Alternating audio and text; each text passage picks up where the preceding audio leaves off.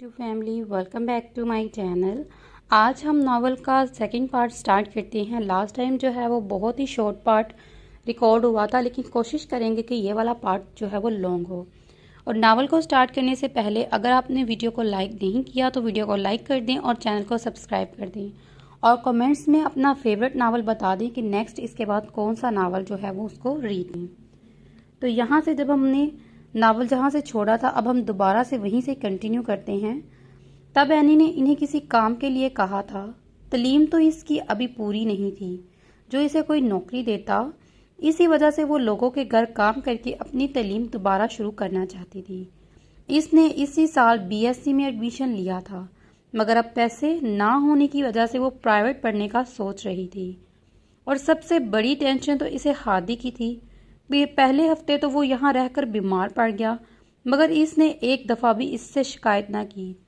अभी वो 7वीं में पढ़ता था, मगर इतना समझदार ज़रूर था कि किसी भी चीज़ की शिकायत करता वो जैसी भी रोटी बना कर देती आराम से खा लेता। हादी में इसकी जान बसती थी। वो 2 जिस्म और 1 जान थे। उम्र में फ़र्क होने के बावजूद भी दोनों की खूब बनती थी। शाहजैन जो अभी यूनिवर्सिटी से आकर शफक के कमरे में आया, इसे रोता देख फौरन इसके करीब आया। क्या हुआ है शफी, क्यों रो रही हो? दर्द हो रहा है तो डॉक्टर के पास चलते हैं। वो परेशान सा कश्यप को रोता देख बोला। करीबी मुलाजमा दवाई हाथ में लिए खड़ी थी।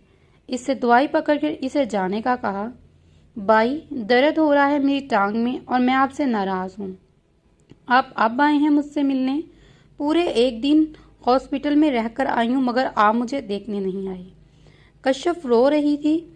बाई की जान, आज ही बाई को पता चला है और मैं आपसे मिलने सुबह आया भी था, मगर आप सोई थी, इसी वजह से वापस चला गया।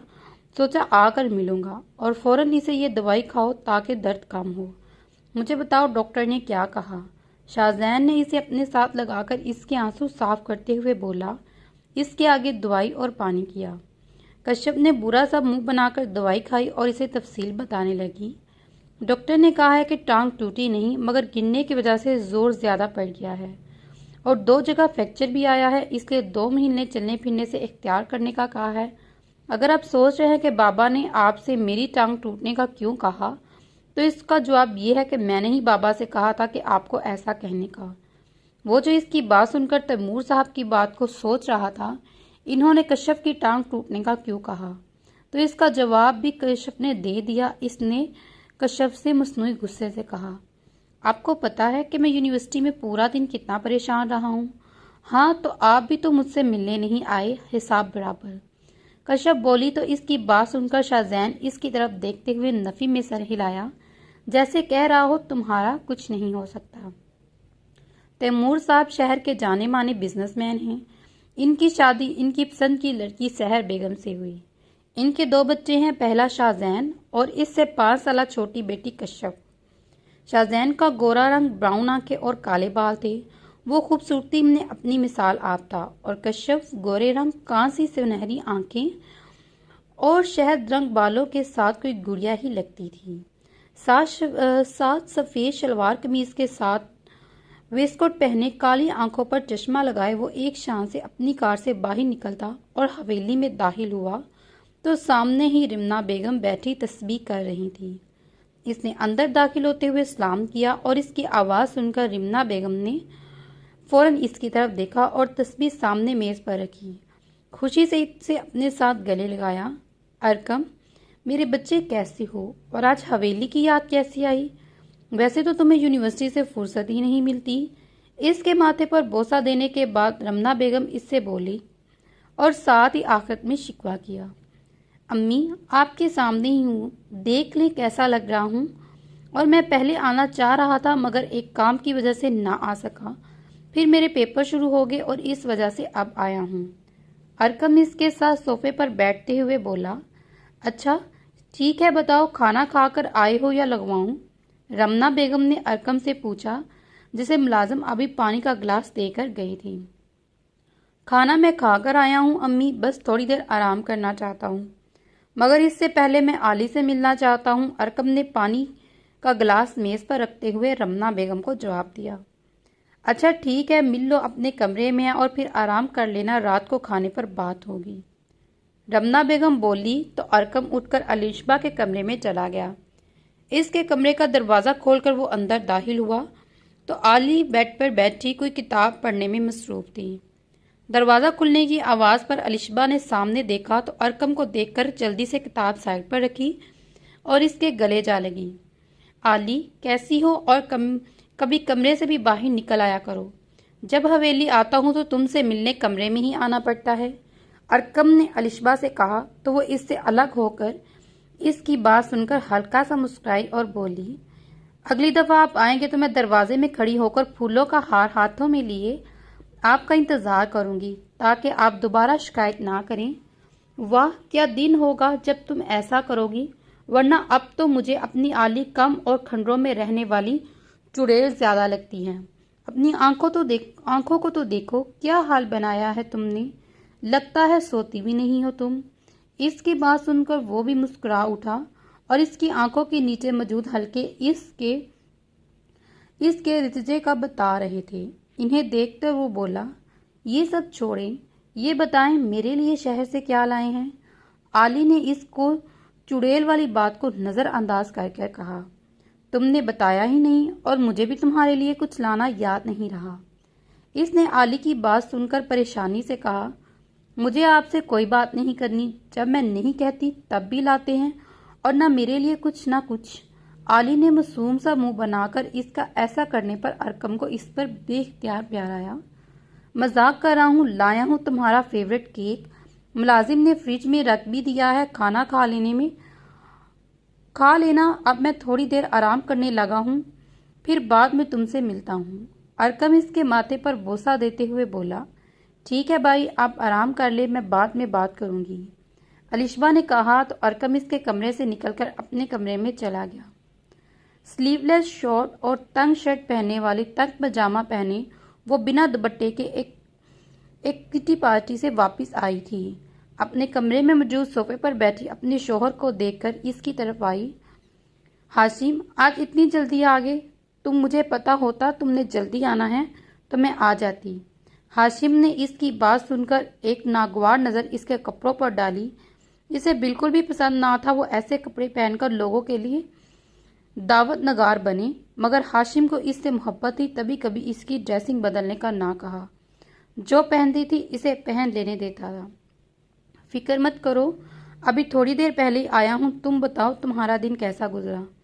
ہاشم نے ہمنا کے گرد اپنے بازوؤں کا حصار ڈالتے ہوئے پوچھا۔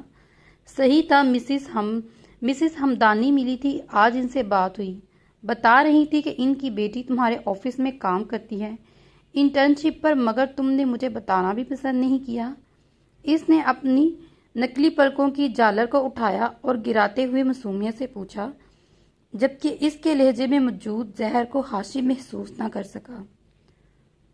وہ مجھے بتانا یاد نہیں رہا، میرا آفس 4th فلور پر ہے، اس نے پیار سے ہمنا سے کہا۔ ہمنا کو بہت غصہ آیا جب مسز ہمدانی نے اسے اپنی بیٹی کا بتایا، کیونکہ ہاشم نے جو نہ بتایا تھا، مگر اس نے مسز ہمدانی کو یہی شو کروایا کہ اسے پتا ہے۔ وہ ان کی بیٹی کو ہاشم کے آفس سے فوراً باہر پھینکوا دے، مگر ہاشم کی نظروں میں بری نہیں بننا چاہتی تھی۔ ہمنا نے ہاشم کی بات پر خاموشی اختیار کی۔ مجھے لگ رہا ہے کہ تمہیں یاد نہیں ہوگا، ورنہ تم مجھے بتانا کبھی نہ بھولتے، اور چھوڑو اس بات کو، میں شاور لے کر آتی ہوں اور پھر ساتھ میں ڈنر کرتے ہیں۔ اپنی بات مکمل کر کے وہ شاور لینے چلے گی اور ہاشم اپنے موبائل میں مصروف ہو گیا۔ شازین، تمہاری طبیعت تو ٹھیک ہے؟ سحر بیگم نے شازین سے پوچھا، جو آج صبح صبح ناشتے کے لیے ان کے ساتھ بیٹھا تھا۔ جی موم، میں بالکل فٹ فاٹ ہوں، مجھے کیا ہونا ہے؟ اس نے بریڈ پر بٹر لگاتے ہوئے پوچھا۔ میں اس لیے پوچھ رہی ہوں کہ آج تم ٹائم پر ناشتے کے لیے موجود ہو، ورنہ 9-10 بجے اٹھتے ہو۔ سحر بیگم بولی تو شازین، جو ان کا جواب دینے لگا تھا، اس سے پہلے ہی تیمور صاحب بول پڑے۔ سحر، آپ نے بتایا تھا کہ کسی لڑکی نے آنا ہے آج کشف کی دیکھ بھال کے لیے، اگر وہ آپ کو اچھی لگے تو رکھ لیجیے گا، میں نہیں چاہتا کہ میری بیٹی کو کوئی مشکل آئے۔ جی شائستہ بتا رہی تھی کہ اچھی لڑکی ہی لائے گی، میں دیکھ لوں گی، آپ فکر مت کریں۔ سحر بیگم نے تیمور صاحب کو جواب دیا تو تیمور صاحب ان کی بات سن کر اپنی جگہ سے اٹھتے ہوئے بولے، ٹھیک ہے، اب دیکھ لیجئے گا، میں اب آفس چلتا ہوں۔ تیمور صاحب جب چلے گئے تو شاہزین ان کی باتیں سن رہا تھا اور سحر بیگم سے بولا، موم، آپ نے بتایا ہی نہیں کہ کوئی لڑکی رکھ رہی ہے شفیع کے لیے؟ یاد نہیں رہا تمہیں بتانے کا؟ اور تم یونیورسٹی جاؤ، جب آؤ تب پوچھنا۔ سحر بیگم اسے بولتے ہوئے اٹھی اور کمرے کی جانب چل دی۔ اینی ہادی کو اماں جنت کے گھر چھوڑ کر اماں جنت کی بتائی گئی عورت شائستہ کے ساتھ کام کے لیے چلے گئی۔ شائستہ اسے ایک بڑے سے گز میں لے کر آئی تھی۔ وہ شائستہ کے پیچھے پیچھے گھر کے اندر داخل ہوئی۔ شائستہ اسے لے کر ایک کمرے کی طرف گئی، دروازہ نوک کیا، اندر سے اجازت ملتے ہی آئینی شائستہ کے ساتھ اندر داخل ہو گئی۔ سحر بیگم نے شائستہ اور اس کے ساتھ موجود لڑکی کو ایک نظر دیکھنے کے بعد شائستہ کو جانے کا کہا اور اینی کو اپنے سامنے کھڑا ہونے کا کہا۔ اینی چپ چاپ ان کے سامنے کھڑی ہو گئی، جبکہ نظریں اس کی نیچے ہی تھیں۔ کیا نام ہے تمہارا لڑکی؟ سحر بیگم نے کرخت لہجے میں پوچھا۔ حور العین میم، اینی نے دھیمی آواز میں کہا۔ کیا کرتی ہو اور گھر میں کون کون ہے اور کہاں رہتی ہو، سب بتاؤ مجھے۔ سحر بیگم نے اس کا نام سن کر اس سے مزید پوچھا۔ پرائیویٹ پڑھتی ہوں اور میں اپنے چھوٹے بھائی کے ساتھ رہتی ہوں۔ ماں باپ کا کچھ دیر پہلے انتقال ہو گیا تھا اور شائستہ باجی کے گھر کے قریب ہی رہتی ہوں، اینی نے جواب دیا۔ تو سحر بیگم نے ایک نظر اس کو دوبارہ دیکھا، جو سرخ و سفید رنگت کی مالکیت خوبصورت لڑکی تھی اور یہی خوبصورتی انہیں کٹتی تھی۔ ویسے تو مجھے تمہیں رکھنے میں کوئی مسئلہ نہیں ہے، مگر تمہیں اپنا یہ سفید رنگ چھپانا ہوگا۔ میں نہیں چاہتی کہ تم اپنی خوبصورتی کا استعمال کر کے میرے جواں بیٹے کو اپنی اداؤں کے جال میں پھنساؤ۔ سحر بیگم کرخت لہجے میں بولی تو اس کی آخری بات سن کر اس کا مرنے کو دل کیا، اتنی ذلت! مگر اسے اس کام کی ضرورت تھی اور اپنی انا کو ایک طرف رکھ کر وہ مضبوط لہجے میں بولی، اگر میری خوبصورتی کی وجہ سے آپ مجھے یہ کہہ رہی ہیں تو آپ فکر مت کری، میں میک اپ سے اسے چھپا دوں گی، مگر مجھے اس کام کی بہت ضرورت ہے میم۔ بس ٹھیک ہے، سب سے پہلے تو یہ رنگ کالا کرنا اور اپنی یہ سبز آنکھوں پر بھی لینس لگا کر کل آنا، پھر میں تمہیں دیکھ کر بتاؤں گی کہ تم یہ کام کر سکتی ہو یا نہیں۔ اب جاؤ یہاں سے۔ سحر بیگم اسے دیکھتے ہوئے بولی۔ ان کی بات سن کر اینی کمرے سے باہر چلے گئی۔ اینی گھر واپس آ کر ہادی کو لے کر بازار سے میک اپ کا کچھ سستا سامان لے کر آئی اور ساتھ ہی سستے سے لینس لے کر گھر واپس آئی۔ گھر واپسی پر گلی کے کونے والی دکان سے چاول اور کچھ سامان لیا تاکہ کچھ کھانے کو بنا سکے۔ جو پیسے اس کے تھے وہ انہیں اختیار سے استعمال کر رہی تھی۔ گھر آ کر اینی نے پانی پیا اور منہ دھو کر تھوڑی دیر آرام کرنے کے لیے لیٹ گئی۔ ساتھ ہی ہادی بھی لیٹ گیا۔ وہ ہادی کے بالوں میں ہلکا ہلکا ہاتھ چلانے لگی۔ ہادی کے سوتے ہی وہ اٹھی اور میک اپ نکال کر اپنے منہ کا میک اپ کیا اور لینس لگانے کی کوشش کرنے لگی۔ لینس لگانے کی وجہ سے اس کی آنکھوں سے پانی نکلنے لگا۔ اس نے اپنی آنکھیں جھپک کر لینس کے ایڈجسٹ ہونے کے بعد خود کو شیشے میں دیکھا تو اس کا سفید رنگ اور اس کی آنکھوں کا رنگ بدلنے کی وجہ سے وہ کوئی اور ہی لگ رہی تھی۔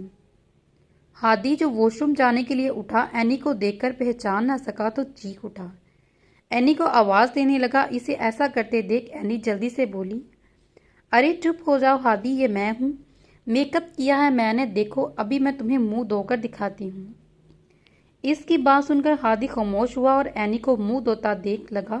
جب اینی نے لینس اتارا اور اپنا منہ دھویا تو ہادی نے سکون کا سانس لیا۔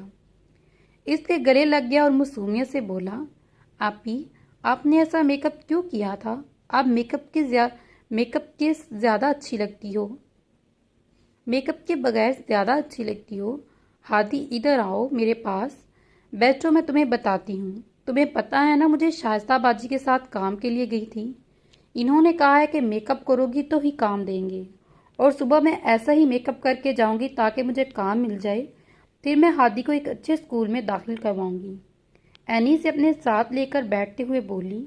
آخر میں محبت سے اس کے ماتھے پر بوسہ دیا۔ وہ ہادی سے جھوٹ نہیں بولنا چاہتی تھی، اس وجہ سے اسے بتا دیا، آپی آپ کام مت کرو، کچھ اور کام کر لو، مجھے پتا ہے کہ آپ میری وجہ سے مشکل ہو رہی ہے۔ ہادی نے معصومیت سے کہا तो इसकी बात सुनकर एनी की आंखें नम हुई।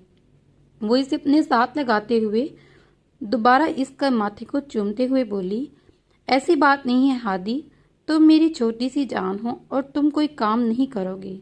जब तक मैं जिंदा हूँ तुम्हें कोई परेशानी का सामना नहीं करना पड़ेगा, और वो बिल्कुल भी मुश्किल नहीं है।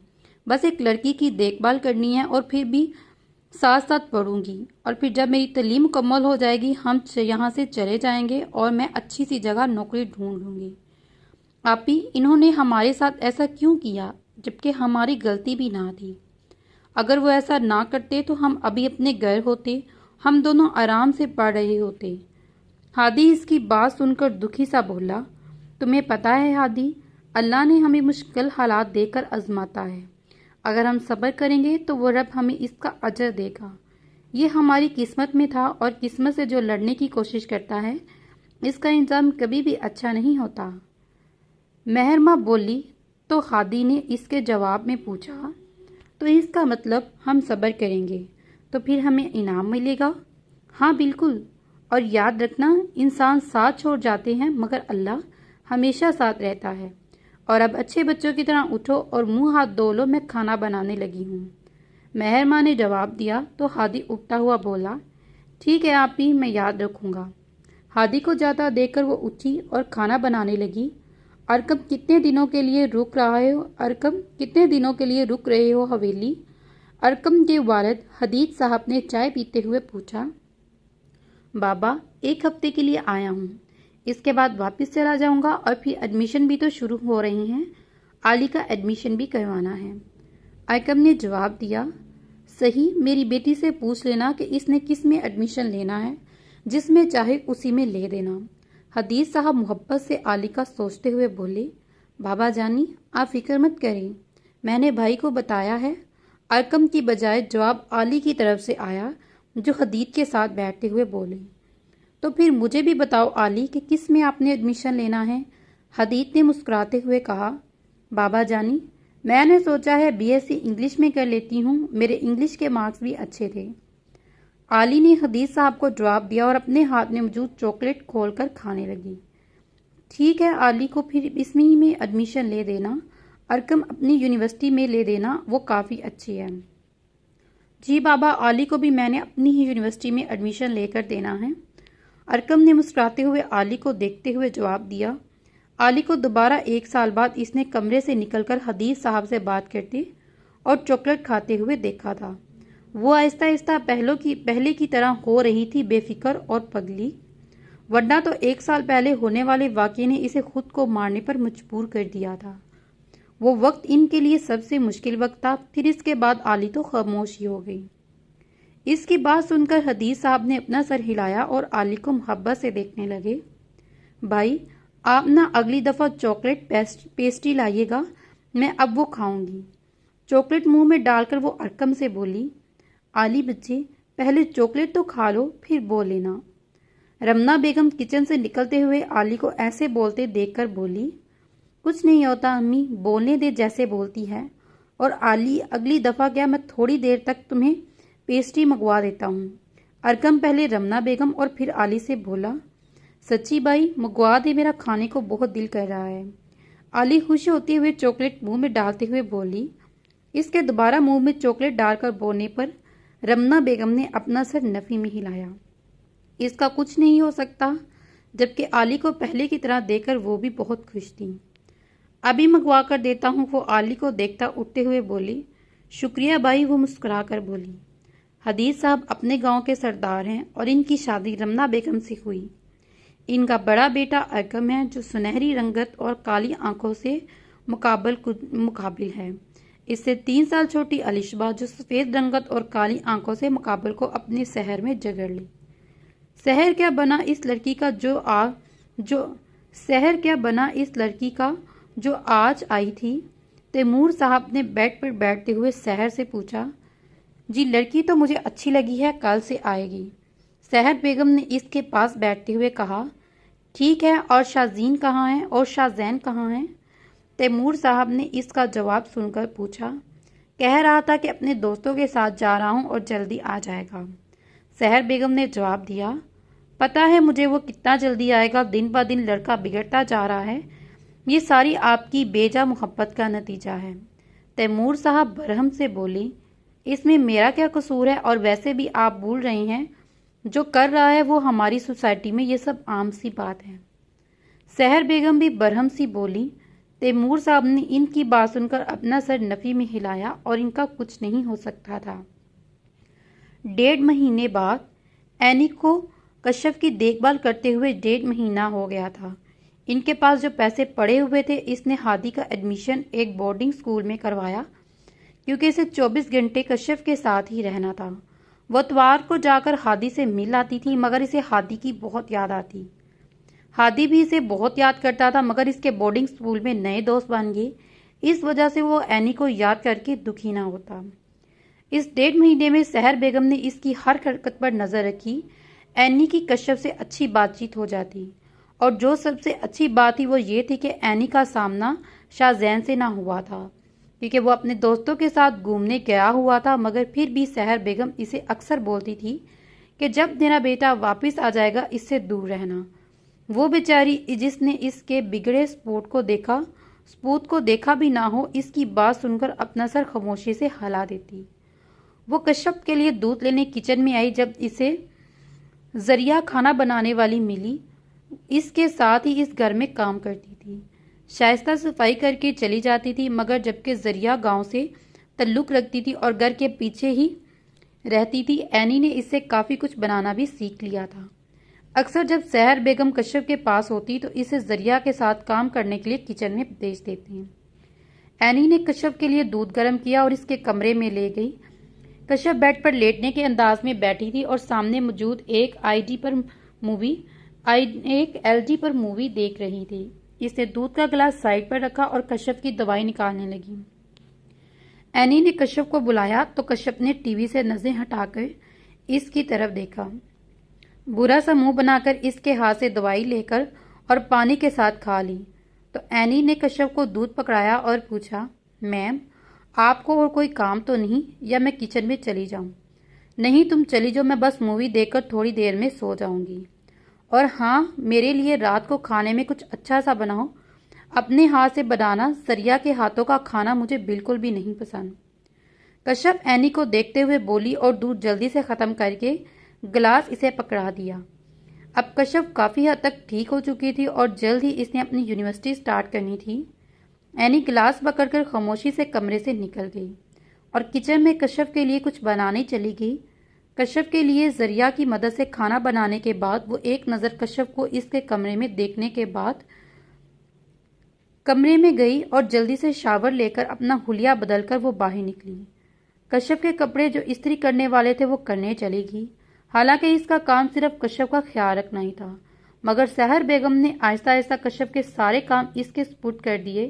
اس نے دیکھا تھا کہ سحر بیگم کشف کے اور تیمور صاحب کے سامنے اسے پیار سے پیش آتی ہے، مگر اس کی غیر موجودگی میں اس سے برا سلوک کرتی ہے۔ تھوڑے دنوں پہلے کی بات ہے کہ اینی سے اس کے ایک مہنگے برتنوں کے سیٹ کی ایک پلیٹ غلطی سے ٹوٹ گئی تھی، جس کی وجہ سے سحر بیگم نے اس کے 2 تھپڑ مارے تھے۔ وہ جان گئی تھی کہ سحر بیگم کتنی دوگلی عورت ہے، جو اپنے گھر والوں کے سامنے تو نیک دل اور دوسروں کا خیال رکھنے والی، مگر اصلیت میں وہ کیسی ہے یہ صرف اینی اور اس میں کام کرنے والے ملازم ہی جانتے تھے۔ علی کی آواز اب ہر وقت حویلی میں سنائی دیتی تھی۔ وہ واپس اپنی زندگی جینے لگی تھی۔ اسے نئے پرندے دیکھنے کا بہت شوق تھا۔ وہ ہر ہفتے 2 خوبصورت سے پرندے منگواتی اور انہیں آزاد کر دیتی۔ ان کے خیال میں پرندے آزاد ہی اچھے لگتے تھے۔ وہ رمنا بیگم کے ساتھ بیٹھی ان سے اپنے بالوں میں تیل لگواتے ہوئے ان سے مسلسل باتیں کر رہی تھی۔ ابھی وہ لوگ بات کر ہی رہے تھے کہ پریشان سے حدیث صاحب حویلی میں داخل ہوئے اور آ کر ہال میں موجود صوفے پر بیٹھے۔ انہیں پریشان دیکھتے ہوئے رمنا بیگم بولی، کیا ہوا؟ کچھ پریشان دکھ رہی ہیں، سب خیریت ہے؟ گاؤں میں بس کچھ مسئلہ چل رہا ہے، اس کی وجہ سے تھوڑا پریشان ہوں، اور 1 کپ چائے بناؤ، میں تھوڑی دیر آرام کرنا چاہتا ہوں۔ حدیث صاحب نے جواب دیا اور اٹھتے ہوئے کمرے کی جانب چل دیے۔ رمنا بیگم نے جلدی سے علی کے بال سمیٹے اور اپنے ہاتھ دھو کر حدیث صاحب کے لیے چائے بنا کر کمرے میں لے گئی، جہاں وہ بیڈ پر بیٹھے ان کا انتظار کر رہے تھے۔ رمنا بیگم نے انہیں چائے پکڑائی اور ان کے پاس بیٹھ گئی۔ حدیث صاحب نے رمنا کے پاس بیٹھے دیکھ کر اپنی بات کا آغاز کیا۔ مجھے پتا چلا ہے کہ ہاشم نے حور العین اور حیدر کو 2 مہینے پہلے گھر سے نکال دیا ہے اور اب پتہ نہیں کہاں ہے اور کس حال میں، کسی کو نہیں پتا۔ رمنا بیگم ان کی بات سن کر اپنا دل تھام گئی۔ وہ بھی تو ان کے بچے ہی تھے۔ ہاشم کی وجہ سے وہ لوگ حور العین اور حیدر سے دور ہوئے تھے۔ اس کمبخت نے بھی انہیں دربدر کر دیا۔ اب کیا ہوگا؟ آپ پتہ لگوائیں کہ وہ کہاں ہیں۔ میں اپنی مرحوم بہن کو کیا جواب دوں گی؟ ان کے بچوں کی حفاظت نہ کر سکی؟ وہ دونوں تو ابھی خود بچے خدا جانے کس حال میں ہوں گے۔ ہم نے اچھا نہیں کیا، ناراضگی تو ہاشم سے تھی ہماری، اور ہم لوگوں نے حور العین اور ہادی کو بھی نہ پوچھا۔ وہ اپنے آنسوؤں کو روکتے ہوئے دکھ سے بولی، میں پتہ لگوا رہا ہوں، کچھ دنوں تک انشاءاللہ پتہ چل جائے گا، آخر میرے بھی تو بھائی کے بچے ہیں وہ۔ حدیث صاحب نے رمنا بیگم کو اپنے حصار میں لیتے ہوئے کہا، جو اب آنسو بہانا شروع ہو گئی تھی۔ ہمنا تیار ہو کر ہاشم کا انتظار کر رہی تھی۔ ہاشم کے ساتھ آج اس نے ڈنر جانا تھا۔ اپنے ہونٹوں کو رنگ کر ابھی وہ بیٹھی ہی تھی کہ اس کے موبائل پر کال آنے لگی۔ اس نے کال دیکھی تو اس کے کزن جہازیب کی تھی۔ کسی زمانے میں وہ اس کو پسند کرتی تھی، مگر پھر وہ USA چلا گیا۔ اس کی پسند ہاشم بن گیا۔ وہ کال اٹینڈ کر کے اپنی آواز میں بولی، ہیلو زیبی، کیا بات ہے؟ آج آپ کو اتنے دنوں بعد ہماری یاد کیسی آئی؟ بس تمہاری یاد آ رہی تھی تو سوچا بات کر لوں۔ ویسے میں پاکستان آیا ہوں، کہیں باہر ملتے ہیں، پلان بنا کر پھر تفصیلی بات کرتے ہیں۔ فون کی دوسری جانب سے زیبی کی آواز سنائی دی، بالکل جناب، ضرور کسی دن ملتے ہیں، مگر آج میں ہاشم کے ساتھ باہر ڈنر پر جا رہی ہوں، پھر کل کا پلان بنا لیتے ہیں۔ ہمنا اس کی بات سن کر بولی، واہ، ویسے تم بور نہیں ہوتی؟ اب تک ہاشم جی ساتھ رہتے ہیں، میں نے تو سنا ہے تم ایک چیز سے بہت جلد بور ہو جاتی ہو۔ زیبی بولا تو ہمنا نے کہکا لگا کر بولا، بالکل میں جلد ہی ایک چیز سے بور ہو جاتی ہوں، مگر ہاشم چیز نہیں، میرے شوہر ہیں۔ ہمنا ابھی اور کچھ بولتی، اسے ہاشم کے گاڑی کا ہارن سنائی دیا، اور زیبی میں بعد میں بات کرتی ہوں کال کاٹ دی اور دوبارہ لپسٹک نکال کر اپنے ہونٹ رنگنے لگی۔ ہاشم کمرے میں داخل ہوا تو اسے ہمنا شیشے کے سامنے کھڑی مکمل تیار نظر آئی۔ اپنا بیگ صوفے پر رکھ کر وہ ہمنا کے پاس آیا اور پیچھے سے اپنے حصار میں لیا۔ بہت خوبصورت لگ رہی ہو، تمہیں باہر لے جانے کا دل نہیں کر رہا؟ میں تو ہمیشہ ہی خوبصورت لگتی ہوں، اور جلدی تیار ہو جائیں کیونکہ میرا ڈنر پر جانے کا ارادہ ہے۔ وہ اپنی تعریف سن کر کہکا لگاتے ہوئے بولی اور اسے تیار ہونے کے لیے زبردستی پکڑ کر الماری کے پاس چھوڑ کے آئی۔ شاہزین اپنے دوستوں کے ساتھ 1.5 مہینہ گھومنے کے بعد واپس آ چکا تھا۔ وہ گھر میں داخل ہوا تو سامنے ہال میں سحر بیگم میگزین دیکھ رہی تھی۔ ہیلو موم، وہ سحر بیگم کے قریب آ کر بولا جو اپنے دھیان میں بیٹھی تھی۔ میگزین دیکھ رہی تھی۔ شاہزین کو آتے دیکھ جب اس کی آواز سنائی دی تو وہ ڈر گئی، مگر جلد ہی خود پر قابو پا کر خوشی سے شاہزین کو گلے لگا کر بولی، شکر ہے تم واپس تو آئے، ورنہ تمہارے ڈیڈ نے تو روز مجھے تمہارے بارے پوچھ کر تنگ کیا ہوا تھا۔ اف موم، پلیز ڈیڈ کو سمجھائیں، ابھی تو میں نے اپنی زندگی جینا شروع کی ہے، مجھے سکون سے انجوائے کرنے میں بچہ نہیں ہوں۔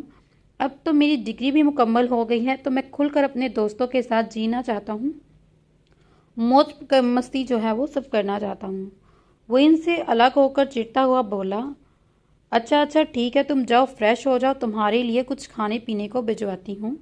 سحر بیگم شاہزین کا موڈ بگڑتا دیکھ کر جلدی سے بولی تو شاہزین ان کی بات سن کر اپنے بالوں میں ہاتھ پھیرتا ہوا اپنے کمرے کی جانب چل دیا۔ سحر بیگم کچن میں داخل ہوئی تو ذریعہ کی جگہ اینی کو کام کرتے ہوئے دیکھا تو اس کے پاس جا کر بولی، بات سنو لڑکی۔ جی میم، اینی نے ان کی بات سن کر دھیمی آواز میں کہا، یہ رضیہ کہاں گئی ہے اور تم یہاں کیا کر رہی ہو؟ کشف کے سارے کام مکمل کر دیے ہیں جو رضیہ کر رہی ہو؟ سحر بیگم نے کرک لہجے میں پوچھا۔ وہ ان کی طبیعت ٹھیک نہیں تھی تو میں نے سوچا کہ میں آج کھانا بنا دیتی ہوں اور وہ آرام کر لے۔ اینی ان کی کرخت آواز سن کر اٹکتے ہوئے بولی، اگر آپ سب کو آرام ہی کرنا ہے تو اپنے گھر چلی جائیں، کام کیوں کرنے آتی ہیں؟ और तुम अपनी औकात में रहो, नौकरानी हो नौकरानी बनकर रहो। मालकिन बनने की कोशिश मत करो। एक गिलास जूस और साथ कुछ खाने को लेकर मेरे बेटे को देकर आओ और याद रखना ट्रे इसके कमरे में रखकर फौरन निकल आना और इससे बात करने की कोशिश भी मत करना। अब मेरा मुंह क्या देख रही हो, जल्दी से ट्रे में खाना रखो और दफा हो जाओ। आकर रजिया को बुलाना ये काम करे और तुम मेरे साथ कपड़े इस्त्री करना। बड़ा शौक है ना तुम्हें दूसरों के काम करने का। सहर बेगम ने गुस्से से धीमी आवाज में डांटते हुए कहा ताकि इनकी आवाज शाहजैन न सुन ले। एनी इनकी बात सुनकर जल्दी से अपनी आंखों की नमी छुपाते हुए ट्रे में जूस, सैंडविच जो इसने थोड़ी देर पहले कश्यप के लिए बनाए थे वो रखे और हल्की आवाज में मनमनाते हुए पूछा, मैम सर का कमरा कौन सा है? ऊपर वाले फ्लोर पर दाएं तरफ दूसरा कमरा।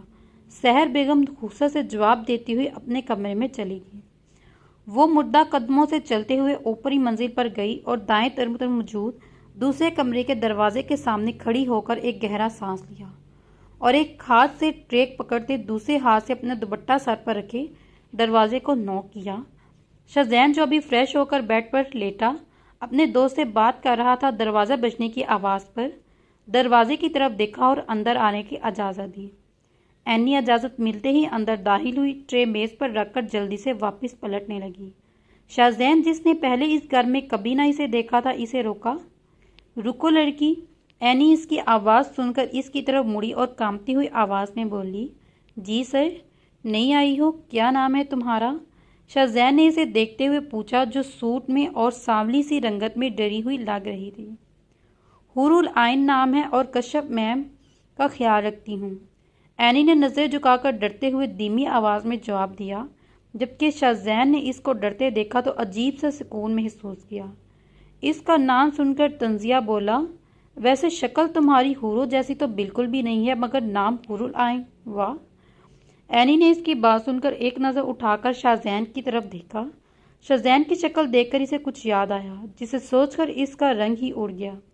जबकि इसके चेहरे का रंग उड़ता देखकर शाहजैन को लगा कि ये इसकी बात का असर है, मगर असल बात तो सिर्फ एनी ही जानती थी। लेकिन शाहजैन के चेहरे पर कोई शाइस्तगी की रकम ना थी।